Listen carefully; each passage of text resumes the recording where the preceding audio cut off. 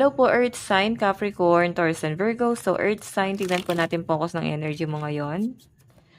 Okay, so Earth sign, maraming salamat po pala sa walang sawang pagsubaybay sa ating pong daily horoscope.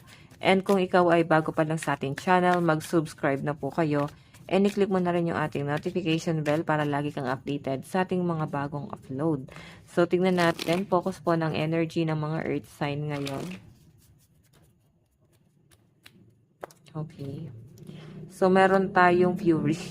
Earth sign, ayan, medyo magiging mainitin ang ulo mo ngayon. Siguro merong isang tao na parang pinipilit ka or parang tinitrigger ka. So, magiging mainitin ang ulo mo ngayon. Nandun ka na sa point na parang, alam mo yun, inuobliga ka sa isang bagay na ayaw mo guys gawin.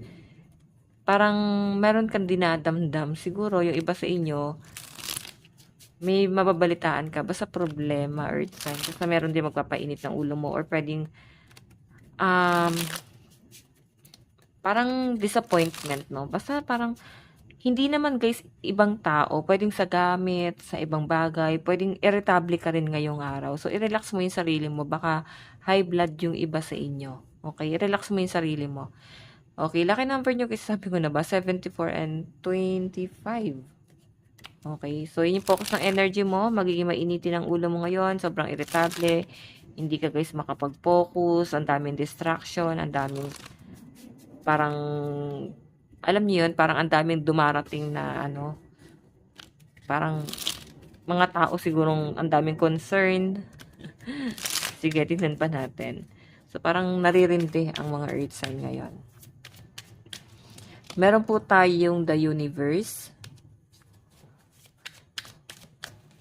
Meron tayong four of swords. Meron tayong ten of swords.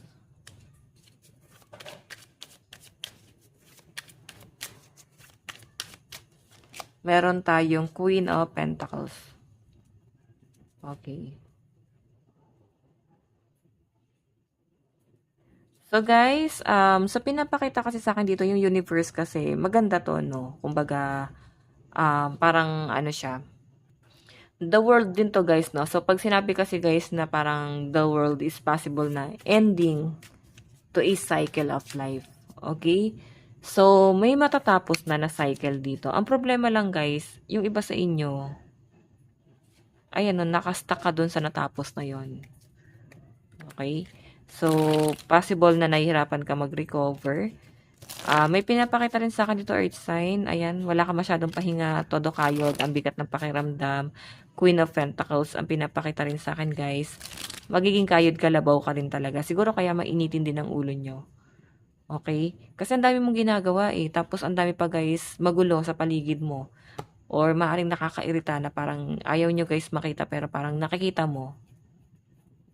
Okay? Sige, tignan pa natin.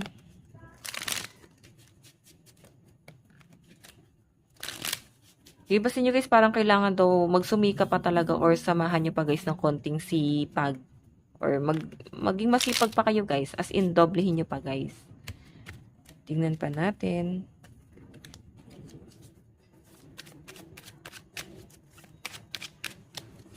Meron tayong 5 of Wands. Okay. So, yung ending cycle, guys, itong 5 of Wands kasi, guys, gulo, no? Maaring, hanggat maaari, umiiwas na ang mga earth sign sa gulo. Ayun yun na, guys, mo-involve pa sa gulo ng ibang tao, sa problema ng ibang tao. I think yung iba sa inyo, iniisip nyo na lang, guys, is yung peace of mind nyo. Okay? Iniisip nyo na lang, guys, is yung makakabuti sa inyo. Makakabuti sa'yo at sa pamilya mo. Okay? Parang kahit anong mangyari, basta iniisip mo dito yung peace of mind mo. Tignan natin guys, ano tong Four of Swords. Ano tong Four of Swords? Meron tayong Queen of Coins.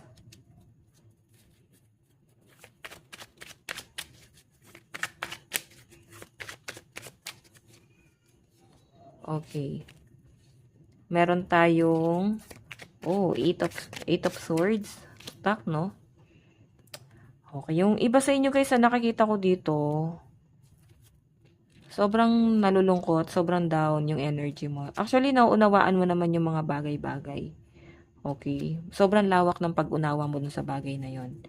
Pero siguro, ang hindi nyo lang guys talaga may alis or maisip, bakit kailangan yung pagdaanan lahat ng paghihirap na to? Though ikaw na ngayon nagmamalasakit, ikaw yung nakakaintindi. Parang, alam mo yun, parang siguro isip nila is parang naging kalaban ka pa nila ngayon, naging problema ka din nila, o isa ka sa naging pasakit, guys. Okay? So, ayan, no? Kaya siguro ang ginagawa ng mga earth sign talaga, lumalayo ko sa gulo. So, siguro meron kang sitwasyon na ikukumpara ngayong araw. Like yung problema dati sa problema ngayon, gulo dati sa ngayon. So, parang merong dalawang tao ka na kukumpara or sitwasyon. Okay? Na parang sobrang layo. Okay? So, meron tayo guys, Four of Swords and Queen of Coins. So, yung iba sa inyo, nahihirapan ka siguro ngayon na maghanap buhay. Queen of Coins. Pero wala kayong choice. Siguro nag-iisip kayo earth sign ng ibang pwede nyo pang maging source of income. Talaga. Then, meron tayo guys, ito oh, pahinga. Magpahinga ka, no? Nakikita ko sa inyo earth sign.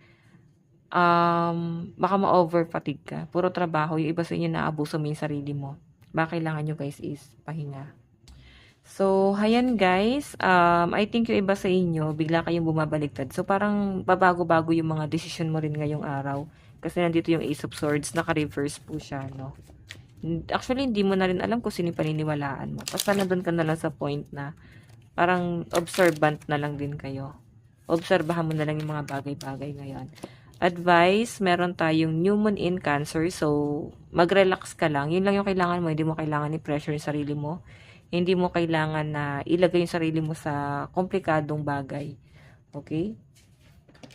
So, ang kailangan nyo dyan, guys, mag-me time ka muna or matulog. Basta at may pahinga ka. Yun lang, guys, yung pinapakita sa akin dito.